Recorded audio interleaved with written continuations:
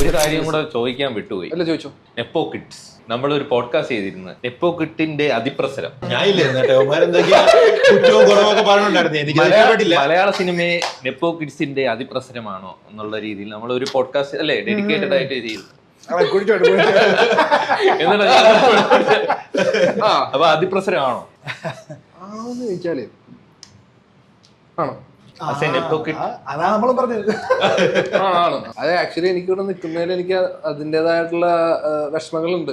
ഞാൻ കാരണം ഇപ്പൊ ഒരാളുടെ അവസരം നഷ്ടപ്പെടുത്താന്നൊക്കെ പറഞ്ഞിട്ടുണ്ടെങ്കിൽ അത് ബുദ്ധിമുട്ടുള്ള കാര്യമാണ്. മാനസികമായിട്ടൊരു ബുദ്ധിമുട്ട് എനിക്കുണ്ട്. പക്ഷെ അതിന്റെ പോസിറ്റീവ് സൈഡ്സ് ഞാൻ ആലോചിക്കുമ്പോൾ എനിക്കത് അത്ര ഇത് എന്റെ ലൈഫ് നോക്കുമ്പോൾ എന്റെ ഒരു വ്യക്തിപരമായിട്ട് എനിക്കത് ബെനിഫിറ്റാ. ആ പ്രിവിലേജുകളെല്ലാം എനിക്ക് ബെനിഫിറ്റാ. അപ്പൊ ഒരിക്കലും ഞാനത് സാക്രിഫൈസ് ചെയ്യില്ല.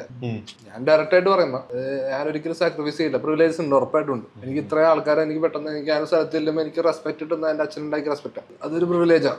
ഇതും കൂടിയല്ലേ നേരത്തെ പറഞ്ഞ പോലെ സെക്കൻഡറി. അത് നേരത്തെ അത് അങ്ങനെ ഉണ്ട്. പക്ഷെ അത് എല്ലാവരും അങ്ങനെ ചിന്തിക്കണമെന്നില്ല. അപ്പൊ എല്ലാവർക്കും ഇവനത് ഇത്ര പ്രഷർ ഇല്ലേ, അവസരം കിട്ടാൻ വേറെ ബുദ്ധിമുട്ടുള്ള സ്ഥലമാണത്. ഇത് എന്തായാലും എന്തൊക്കെ പറഞ്ഞാൽ അവസരമാണ് ഫസ്റ്റ്. അത് കെട്ടിക്കഴിഞ്ഞിട്ടുണ്ടെങ്കിൽ ചിലപ്പോ അത് കെട്ടിക്കഴിഞ്ഞാൽ രക്ഷപ്പെട്ടു പോകുന്ന ഒരുപാട് ആൾക്കാരുണ്ടാവും.